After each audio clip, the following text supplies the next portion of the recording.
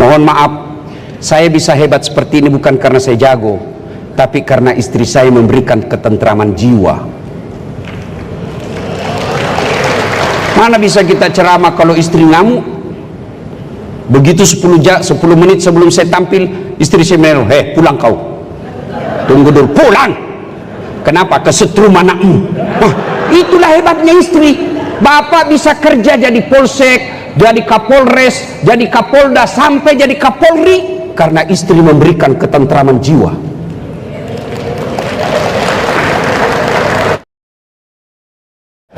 Kali ini saya pegang naskah karena saya takut offside.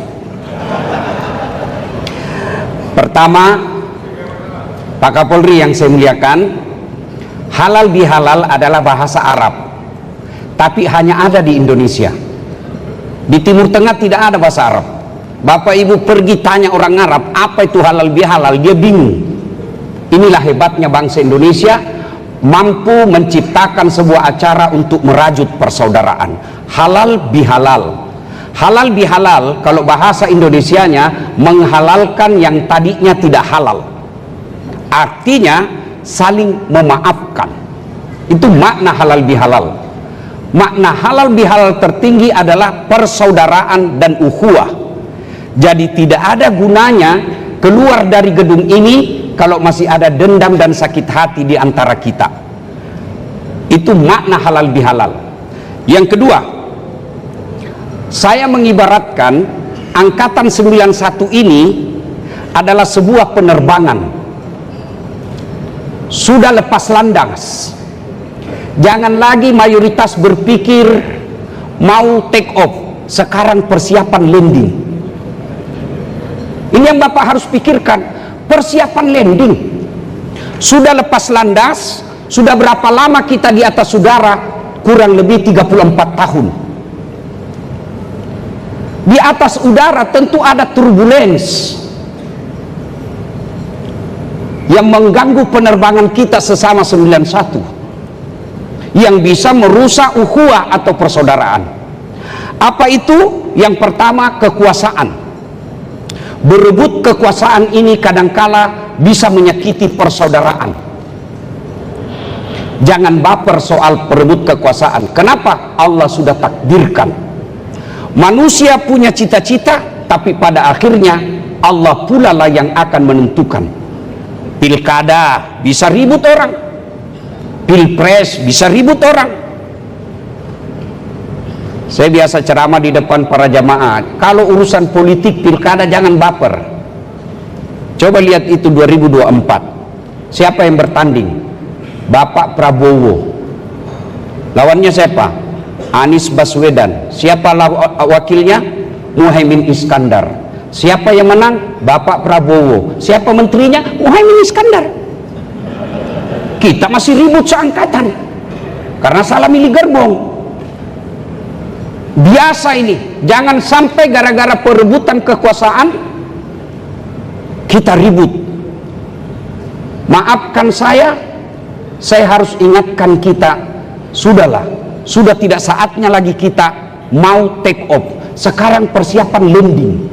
Ibarat pesawat sudah diumumkan oleh kapten pilot, kita akan meninggalkan kecepatan tertinggi untuk menurunkan ketinggian persiapan untuk landing. Yang kedua, yang bisa merubah dan membuat turbulence, sombong. Apa itu sombong? Pakai barang mewah? Belum tentu, Pak. Islam tidak melarang pakaian mewah. Kadangkala harus mewah supaya apa? Supaya orang tidak menganggap remeh kita. Ibu-ibu mau pakai emas silakan, kalau perlu tulis di sini 24 karat. Bapak-bapak mau pakai krokodil, cap buaya, yang katanya kalau asli kepalanya menghadap ke dalam, kalau palsu menghadap keluar, buaya darat. Silakan. Bapak mau pakai lus piton, silakan. Apa itu sombong? Belum tentu. Kapan dia sombong? Menghina anggotanya yang tidak pakai itu. Ibu-ibu Kapolda punya rezeki pakai barang mahal, silakan. Apa sombong? Belum tentu. Kapan dia sombong? Kalau dia remehkan orang yang pakai barang palsu. Sombong. Yang kedua, sombong itu menolak kebenaran. Sombong kadangkala, kata Nabi, 4 sebabnya datangnya sombong. 1, tambahnya kekuasaan. Tiba-tiba jadi Kapolda. Jangan sombong. Tiba-tiba jadi Kapolri. Ada batasnya. Apa batasnya? Pensiun. Senang tidak senang pasti pensiun, Pak. Saya kemarin acara, ada Kapolri, ada mantan Kapolri, pasti pensiun. Pak Kapolri nanti tiba saatnya pensiun, Bapak masih mau pakai tongkat komando, lewat yang kota 91, orang baku bisi, sudah sakit itu Bapak, kasihan. Kapolri aja tidak boleh sombong, apalagi mantan Kapolda. Apa yang kita mau sombongkan? Yang kedua, bertambahnya sombong. Kata Nabi, apalagi bertambahnya ilmu, banyak gelarnya, mau sombong, jangan sombong. Ustadz punya peluang, punya sombong. Ada ustadz yang sombong, ada yang tidak mau menerima perbedaan pendapat, ada itu, Pak. Seolah-olah dia pemilik hak surga neraka, kayak dia panitia hari kiamat. Ada yang begitu, tidak bisa menerima perbedaan, dan ini yang banyak. Berbeda dalam Islam itu hal yang sangat wajar. Bahkan dalam sholat saja yang kewajiban kita 5 waktu, itu berbeda, sangat dikompromi. Coba lihat Bapak yang rajin sholat, itu posisi tangan setelah takbir kan beda-beda, Pak. Allahu Akbar, ada imam mazhab di atas dada, ada yang begini, Pak. Maka ibu kadang-kadang lihat ada orang sholat gini kan. Ada lagi Allahu Akbar antara dada dengan pusat, dia begini. Yang ketiga Allahu Akbar di atas pusat pas. Yang keempat Allahu Akbar di bawah pusat. Jangan porno ibu. Yang kelima Allahu Akbar pas lurus. Boleh, boleh. Silakan mau pakai yang mana. Mau begini silakan, mau begini silakan, mau begini silakan, mau begini silakan. Mana yang tidak boleh? Kalau Bapak pakai semua. Allahu Akbar. Nah, ini yang main 3 kaki, ini yang begini. Boleh. Jangan sombong gara-gara ilmu. Kita merasa cerdas, jangan sombong. Allah dalam Quran katakan, wa ma utitu minal ilm illa qalila. Saya tidak berikan kamu ilmu kecuali sangat sedikit. Kalau Allah marah, dikasih pikun kita, Pak. Ada pernah saya dengar ini cerita, wallahu alam benar atau tidak, banyak sekali gelarnya, Pak. Profesor, dikomplain sama istrinya sudah menjelang pensiun. Pak, biasanya kalau kau mau pergi mengajar, kau cium jidatku. Ini sudah 2 minggu kau tidak pernah cium-cium saya. Dalam hatinya, astagfirullah, berarti siapa yang saya cium selama ini? Ternyata pembantunya dia cium. Astagfirullah. Jangan juga modus pura-pura pikun, Pak. Yang ketiga, sebab turbulens, putusnya persaudaraan. Sakwa sangka. Sangka buruk. Kenapa saya sudah 3 kali pendidikan, sudah lemhanas dan segalanya, saya belum jadi jenderal? Sangka baik. Allah selalu memberikan yang terbaik. Saya selalu contohkan diri saya.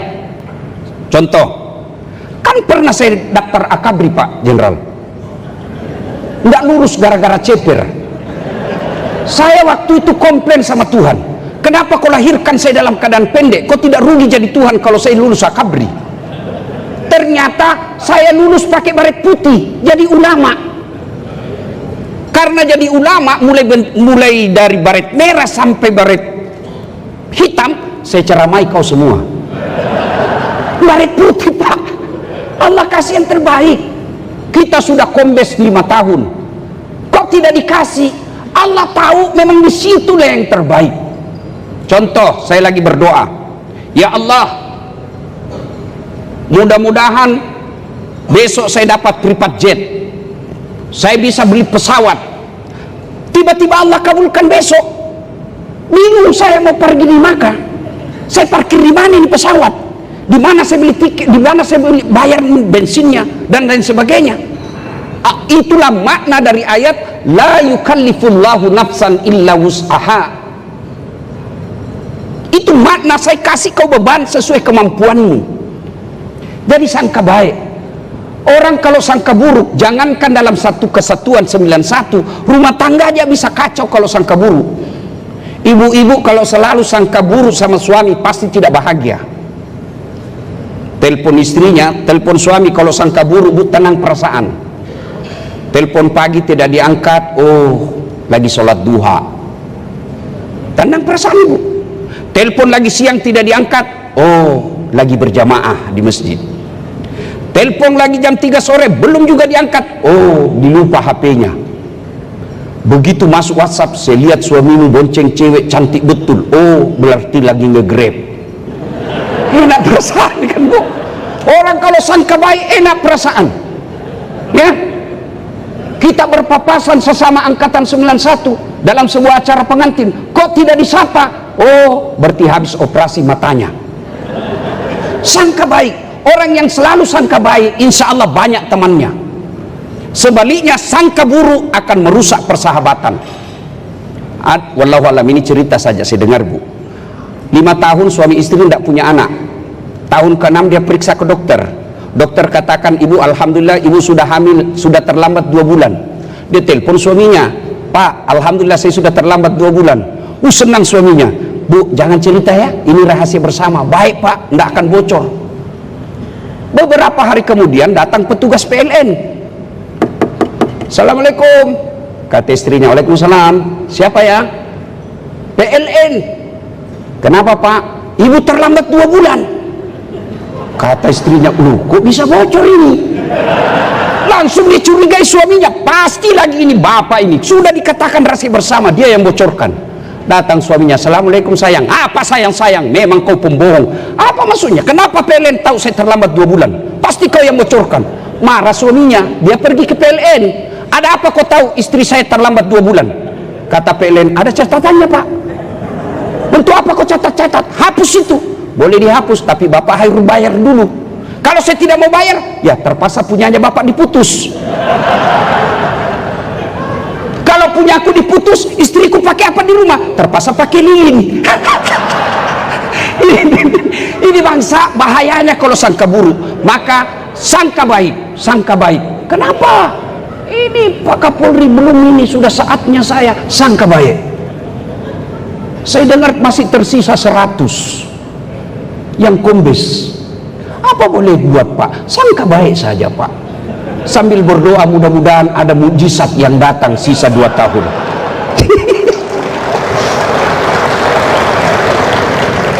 Bapak saudara-saudara sekalian, karena waktu terbatas, nah itu sekarang sebelum landing turun, sebelum pensiun, apa yang perlu supaya kita baik ini kembali 91?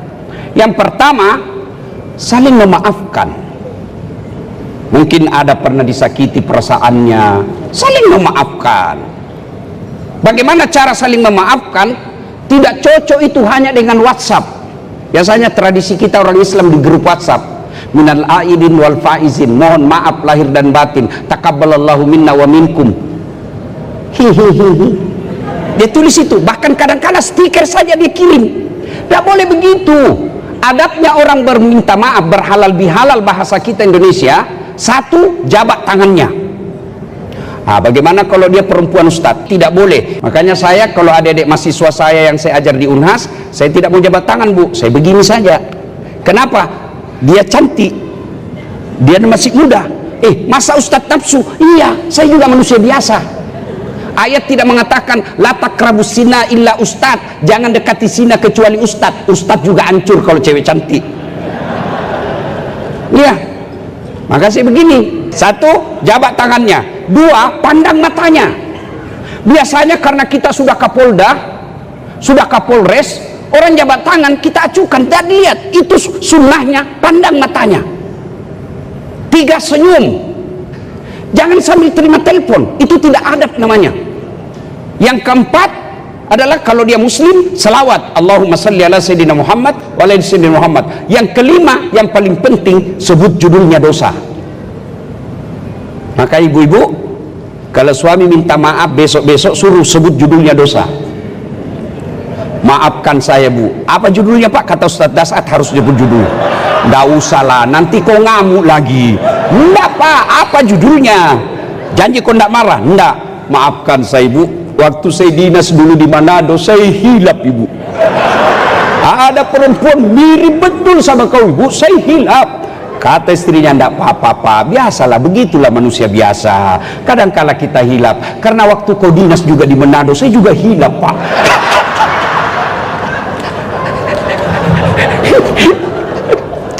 Mohon maaf ya, tidak ada dalam Quran perintah, dengar, tidak ada dalam Quran perintah meminta maaf. Yang ada adalah maafkan, beri maaf.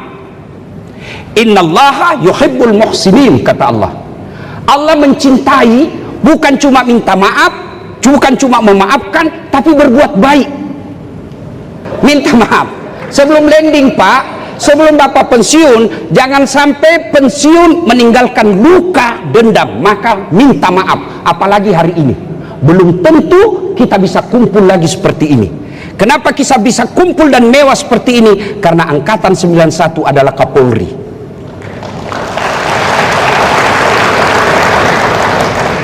Yang kedua, cara menyambungkan kembali silaturahmi yang sudah putus, sedekah. Paling efektif itu sedekah. Bapak marah-marah sama anggota, selesai dimarahi langsung dikasih amplop, langsung bilang, enggak apa-apa Jenderal, besok Bapak boleh marah lagi besok. Itu hebatnya itu sedekah. Dan saya tidak pernah melihat orang yang bangkrut gara-gara sedekah. Tidak pernah saya mendengar haji itu bangkrut gara-gara sedekah. Yang bangkrut gara-gara apa? Pinjol, selingkuh, narkoba, bangkrut. Tidak ada orang bangkrut karena dermawan. Sedekah, minimal sedekah senyum. Kalau tidak bisa sedekah kepada anggota duit, minimal sedekah dengan senyum. Tidak bisa juga sedekah kasih duit, kasih dia SKTR. Itu sedekah. Tenang bos, saya tahu Bapak bisik-bisik tadi saya. Sedekah. Dan luar biasa, kalau kita berikan sedekah yang menurutnya sudah tidak yakin bisa naik bintang, tiba-tiba jadi bintang, itu sedekah yang dia tidak akan lupa. Menyambung persaudaraan itu sedekah. Nah ibu bapak saudara-saudara sekalian, nah sudah landing. Kurang lebih paling lama kita di sini mungkin tidak ada yang 4 tahun pensiun, paling lama mungkin 3 tahun. Landinglah kita pensiun. Begitu pensiun, pertama bapak yang harus bapak muliakan istri. Karena bapak begitu pensiun dan punya menyakiti istri, baru bapak dapat rasanya pahitnya hidup. Orang kalau pensiun Pak, kawan saya bilang, setelah saya pensiun Ustaz, sangat gampang saya tersinggung. Ada kawan saya curhat, dia bilang semenjak saya pensiun Ustaz, kan tidak ada lagi kegiatan, maka saya tidurlah di depan ngopi, nonton, tidur saya ruang tamu sambil nonton TV. Adalah kucingnya cucu saya, tidur juga di samping saya. Lewat istri saya, dia tendang itu kucing. Apa ini kucing? Tidur aja kerjanya. Kucing ditendang, saya yang tersinggung Pak Ustaz. Maka bapak kalau tidak baik-baik sebelum pensiun, ini bahaya ini Pak. Oh, sampai ada yang bilang, sebelum ini waktu saya aktif kau hormat betul sama saya, sekarang apapun sedikit kau marah, racun aja saya sekalian supaya saya cepat mati. Bapak, demi Allah, tidak ada kemuliaan bapak setinggi apapun pangkat jabatan bapak kalau tidak menghormati istri.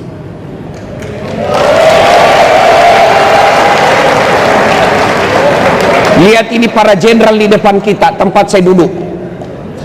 Jenderal penuh 4 bintang sampai bintang 3, saya yakin sepenuh hati beliau bisa jenderal karena istri yang mendukung. Maka sebelum pensiun Pak, kasih hadiah istri. Itu perempuan kalau mau bapak dapati romantis dan sayangnya 2 saja rahasianya. 1, puji dia, 2, kasih hadiah. Loh, maka Maka sebelum pensiun kasih hadiah yang terbaik. Ibu tidak percaya bapak, coba saya tanya. Ibu-ibu biar suami tidak pulang yang penting ada Nah coba, uangnya bapak dia cari, bukan kehadirannya bapak. Maka sebelum bapak pensiun baik-baik sama istri. Bapak bakal dapat gelapnya hidup kalau istri sudah ngamuk. Sampai ada yang curhat sama saya, Bu, dia bilang, Ustadz mahal cabai. Saya bilang tidak usah makan cabai pak, tapi kita kan mau pedis-pedis kalau makan. Saya bilang gampang, kau makan suruh istrimu ngomel di depan, pasti lebih pedis dari cabai.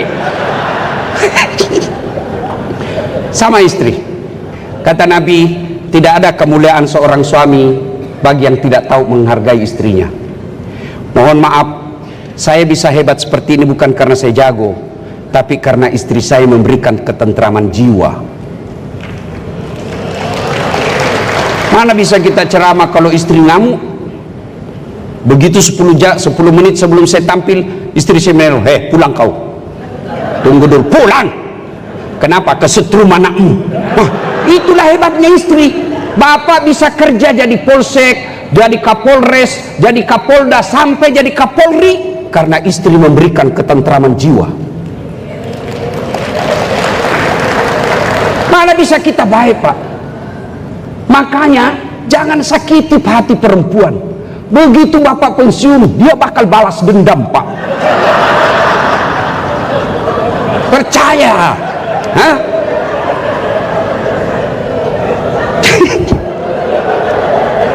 Yang kedua, karena waktu yang sangat terbatas.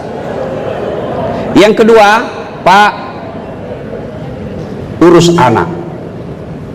Sehebat apapun bapak, ketika pensiun, anak kita tidak menjadi orang yang hebat, bapak gagal. Ibu-ibu juga begitu, urus anak-anak ibu. Pangkat jabatan suami pasti hilang. Saya mau tanya ibu, ibu-ibu kalau meninggal, kira-kira siapa yang doakan ibu? Suami? Jangan harap ibu kawin lagi. Pak Kapolri, didengarlah ceramah saya ini istri saya. Dia bilang, saya dengar kalau istri meninggal suami kawin lagi, jadi kalau saya duluan meninggal Ustadz mau kawin lagi. Saya peluk dia Pak Jenderal, baru saya bilang, dengar baik-baik saya, jangankan kau meninggal, masih hidup saja sekarang saya selalu berpikir kawin lagi, apalagi kalau kau sudah mati. Ada lagi yang bilang, itu kawan saya Ustadz jahat betul. Kenapa dia jahat? Masa belum kering lagi kubur istrinya, baru 3 bulan dia kawin lagi. Ustadz meninggal, baru 3 bulan istrinya meninggal, dia kawin lagi. Saya bilang, lebih hebat itu tetangga saya, masih hidup istrinya dia kawin. Maka siapa yang doakan kita? Anak. Maka jangan heran ketika bertahun-tahun kita tidak ketemu, kita akan cerita bagaimana anak. Tidak ada gunanya semua kita capai ini pak, status sosial, pangkat jabatan di kantor, kalau anak kita menjadi sampah masyarakat dan akan menjadi aib dalam hidup. Sebelum landing, perbaiki anak kita. Yang berikutnya, amal kebaikan. Amal kebaikan. Saya selalu bilang kepada adik-adik Polres, Kapolres, selama kau punya jabatan, buat kebaikan. Karena mendakwakan kebaikan melalui kekuasaan jauh lebih efektif daripada melalui ustadz. Saya ceramah, saudara-saudara sekalian, jangan narkoba, jangan mabuk. Oh, marah anak muda, dia kasih kempes mobil saya. Tapi kau Kapolres, sidak narkoba tidak boleh ada beredar, selesai itu barang narkoba pak.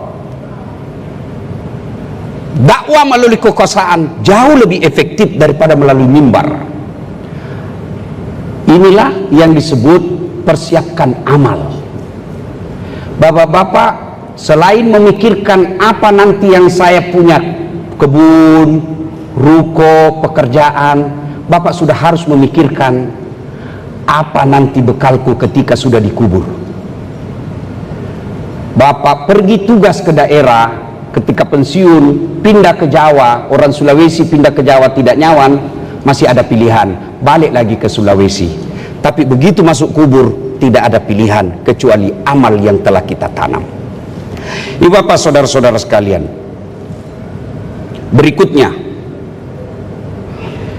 kesempatan ini Pak Kapolri, saya mengucapkan terima kasih yang setinggi-tingginya sebab Bapak telah mengutus 3 Kapolda 91 di daerah saya Sulawesi Selatan. Bapak Haji Andi Rian Jayadi, kemudian Bapak Irjen Pol Merdisham yang insya Allah ulang tahun besok, hari ini Pak Kapolri ulang tahun besok. Saya menyampaikan sebelum saya lupa Pak, selamat ulang tahun, mudah-mudahan Bapak panjang umur, sehat walafiat dan disayang istri. Kemudian ucapan terima kasih pula yang ketiga Pak Yudiawan, 3 Angkatan 91 menjadi Kapolda di Sulawesi Selatan, 4, dan ada pula putra Sulawesi Selatan yang menjadi jenderal, diantaranya Bapak Pak Fadil Imran dan Bapak Andi Rian Jayadi. Mudah-mudahan kebaikan ini semua menjadi amal kebaikan. Saya pada posisi ini juga, makanya waktu saya diminta acara meskipun bergeser-geser, saya tetap siap. Saya ingin menyampaikan terima kasih Pak, karena saya selalu diberi ruang untuk ceramah di Kepolisian Republik Indonesia. Bapak Ibu boleh lihat akun-akun saya, sepertinya hanya Dasat Latif yang berani gaspol di depan polisi. Saya pun dikenali sama teman-teman para mubalik, ustadznya polisi. Kenapa? Karena saya bilang saya mau mengajak polisi masuk surga. Kenapa Ustadz? Karena saya bisa dakwah dari Sabang sampai Merauke aman terkendali karena dijaga Kamtipmasnya oleh polisi Republik Indonesia. Saya selalu bilang, mana bisa kau ceramah kalau tidak ada polisi mengamankan acara kita. Macet jalan, saya sudah baca surah Yasin 2 kali hatam, tidak goyang-goyang mobil saya. Tapi begitu datang polisi lalu lintas, jalan. Kalaupun ada teman-teman polisi yang tidak selayaknya, itulah manusia biasa. Jangankan polisi, ulama dan ustadz pun ada yang hilaf. Maka ini menjadi tugas kita semua untuk tetap menjadi yang terbaik dengan posisi dan jabatan yang kita miliki. Bapak Ibu saudara-saudara sekalian, pada akhirnya saya ingin menyampaikan sebuah firman Allah, wa'tasimu bihablillahi jami'an wa la tafarraqu. Berpegang teguhlah engkau kepada tali persaudaraan agama Allah dan janganlah engkau bercerai-berai. Bahkan Rasulullah menjelaskan, umatku itu seperti badan ini, satu sakit yang lain ikut merasakan. Kita lihat Bapak Ibu, tangan kiri gatal tanpa diundang kanan yang garuk, tangan kanan gatal tanpa disuruh kiri yang garuk, gatal dua-duanya kerjasama. Begitu mestinya kita angkatan 91, kerjasama. Ada anak muda jalan-jalan malam hari, tak hantu kakinya, kaki yang tak hantu, seluruh tubuh ikut merasakan sakit. Apa yang pertama? Tak hantu, duk. Apa pertama bereaksi? Mulut, sakit. Padahal kaki yang tak hantu.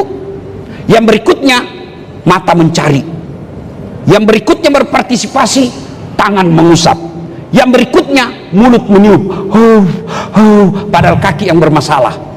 Tidak ada orang tak hantu kakinya, tak, jalan kau, siapa suruh kau jalan malam-malam, jalan kau. Begitu mestinya 91. Kalau ada yang pensiun dan masih aktif, silahkan ayomi yang pensiun, dan yang aktif berikanlah bantuan sedikit kepada yang pensiun. Itulah yang disebut persaudaraan, satu tubuh kita. Bapak Ibu saudara-saudara sekalian, inilah saja tausiah kita pada taklim kita kali ini. Mudah-mudahan ada manfaat.